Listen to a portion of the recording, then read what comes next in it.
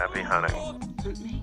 I am the hunted one. I'm hunting most things. That's Hans. You can hunt. Long have you hunted me? You're being hunted. Good morning, welcome back to another top 10 curation for the 17th of July 2018. Here's my curated top 10 for today. First one we're going to get into is Niwa. GetNiwa.com. Grow fresh food at home now. Seems to be a lot of these popped up on Steam Hunt in recent days. I kind of see a trend where something that's popular in the top 10 gets kind of duplicated the next day, and it's either way better than the original or it's like a copy clone that's just terrible.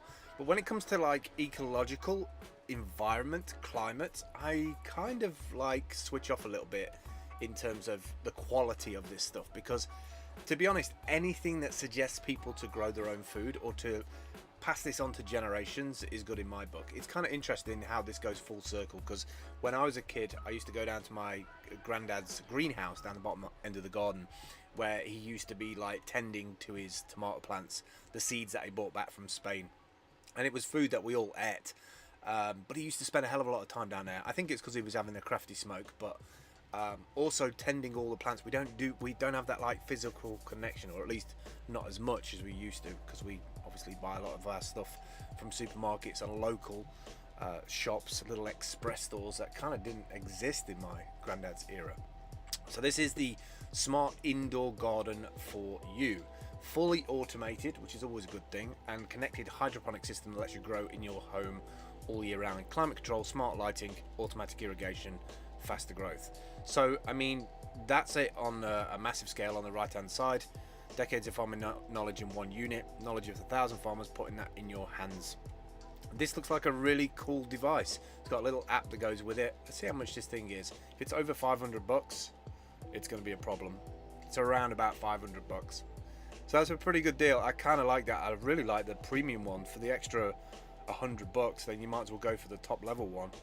I wonder how much power the lights use, because you could probably run this off some, be a good experiment to run some deep cycle batteries, solar panel on the roof, and just have this like in a section of your house or your apartment or wherever you live, in a corner room, just growing this stuff out.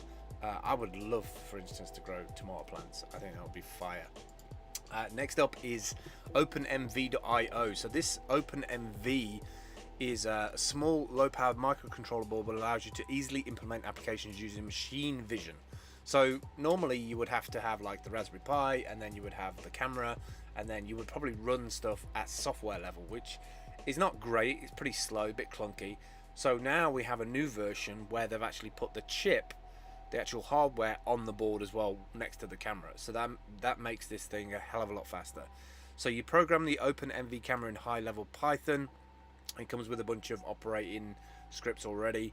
Makes it easy to deal with complex outputs of machine vision algorithms and working with high-level data structures, but you can still have total control of your camera and its I/O pins in Python. You can easily trigger taking pictures and video on external events, or execute machine learning algorithms to figure out how to control your I/O. So I mean, for the price, for 65 bucks, and for what it is, and you can see it's a tiny little thing, this is a good little experimenter's board. Looks like somebody's put a wide angle lens on the top of that. There's a piece of software that I use for my Raspberry Pi CCTV system called Curbos. If you look in my profile, you'll find it. I kind of put it up there. They do all the machine learning in the cloud. So you upload all your content, and they gradually over time go through all of the videos uploaded, and they kind of like do the machine learning that side. This is kind of doing it locally, and this is just going to get faster and faster and faster. And actually, over time, probably in the next year or two, we'll end up having like integrated cameras that, you know, like a Nest camera that have this machine learning built in as a hardware chip. Probably some kind of Tegra or some kind of NVIDIA based chip that's just like this SoC on the board right next to the camera, so that it doesn't have to upload and compute all that stuff. I don't think we really need to be pushing video to then be computed on. It's just the way that we've got it at the minute. It's all a cost situation, really. Next up is affordable wind turbines by Semtiv. Energy made effortless. Make your own affordable energy by choosing Semtiv wind power. I don't know where you stand on the fence, literally, of wind generation. I've always found these things interesting and kind of innovative, but I've not really. I'm not sure where they stand in terms of the environment. I'm not sure if they do what they say they do. If it's just somebody's idea. I don't know how much power they actually put out. Is there a lull period? Do you like combine them with a solar panel? I'm not sure. What I do like though is this calculated your energy consumption.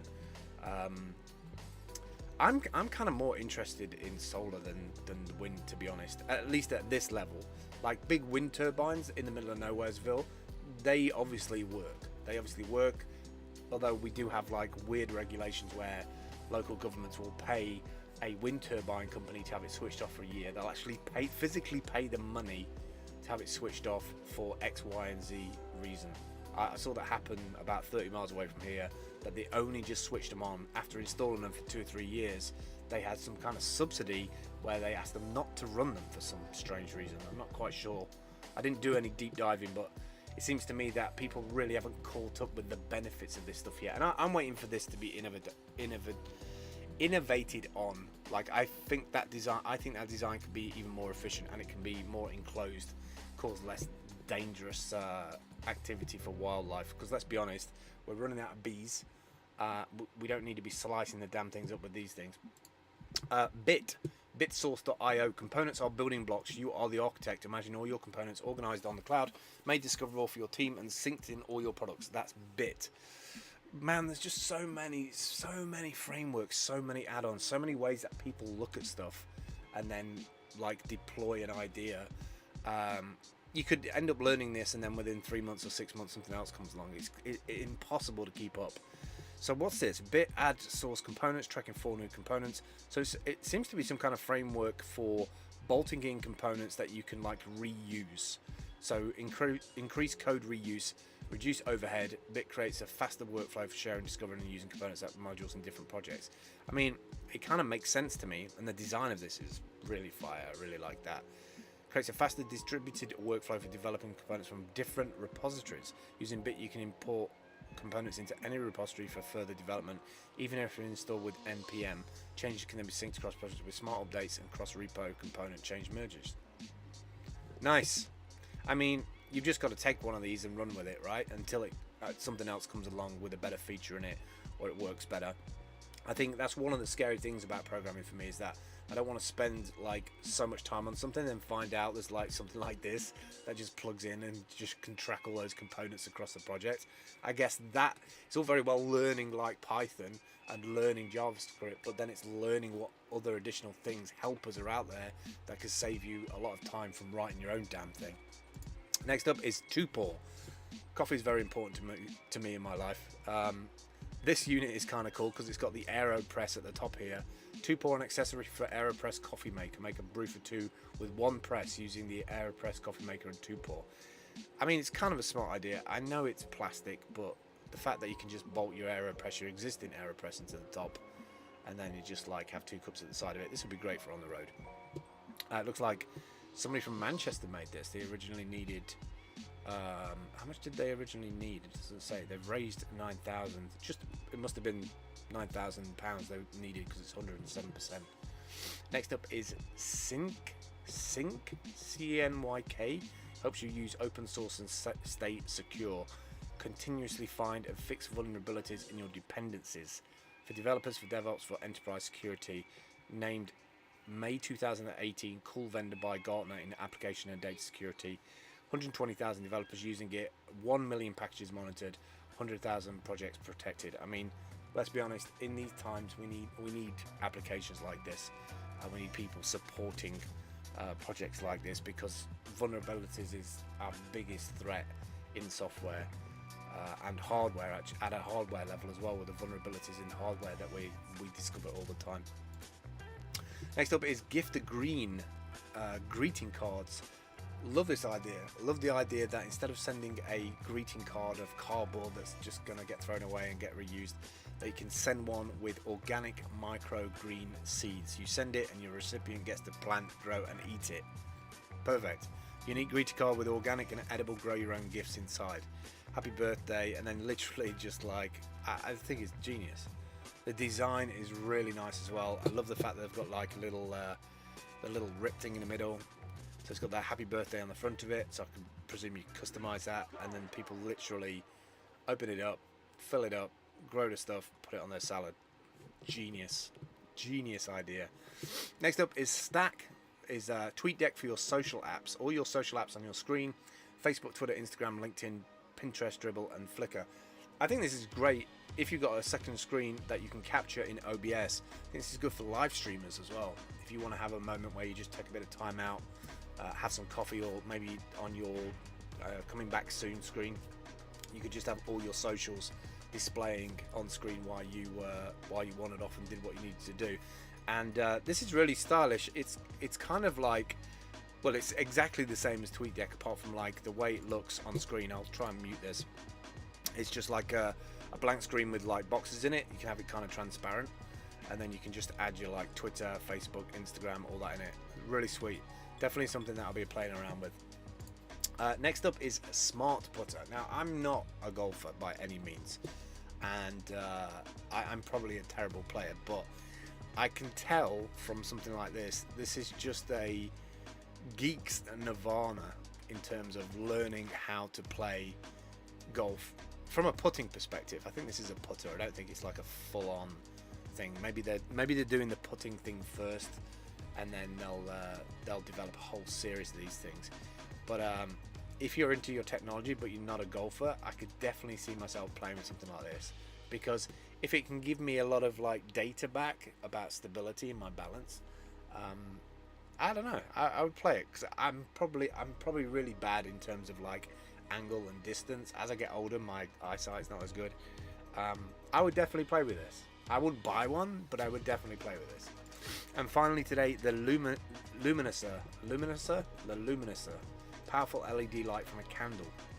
I'm not sure how I feel about this, because you need a tea light to be able to power it, but I do like the idea that heat goes into this element, and then the element is what lights up the LED at the top. So it's very similar to the there's another company out there doing bio, can't think of their name now, but they do a very similar thing to this, where you put in twigs, and then those twigs generate heat, and there's like a little module on the side, and you plug your mobile phone into it. They've raised the money anyway, 188%, $61,000. Company in Norway. They've obviously designed this out in 3D. It's a lot smaller than I thought it was, actually. Look at it, him holding it. It folds up nice and neat, really tiny. You just have a little tea light with you, and you get 6 hours of light from one tea candle. That's pretty damn good. I mean, I'm not into the idea of carrying tea candles around, but you do tend to carry those around for other stuff as well. Transferring the heat from one single energy to 5 or 6 hours, providing 15 to 20 times the light than a candle alone. No battery, solar panels, or cords required. Kind of cool. Alright, that's it for the hunts for today. If you are coming across this video from social media, from YouTube, Twitter, some decentralized platform, this is what Steam Hunt looks like in July 2018. When you go through the site, on the right hand side you'll see a list of links. These are what people have hunted onto the site. When you click on any of those links, it appears on the left hand side. You click the white button, it goes off to the URL that's been hunted. If you want to add your own, you just log in with your Steam account. If you don't have a Steam account, go to signup.steamit.com. 3 different ways to get an account. If you can't afford an account, you can get one for free, but you have to wait 7 days for it to be verified. But I think that's getting faster as people start to get onboarded with a new system, and a new hard fork, which is HF20, comes on board. Things will start to speed up. I mean, we're already past 1 million users, but I can see it's like escalating way faster than that as the platforms progress. DTube, DLive, and obviously Steam Hunt. That's it for me today. I will catch up with you tomorrow. Thanks for watching. I do appreciate it, and I'll catch up with you soon. Take care. Bye.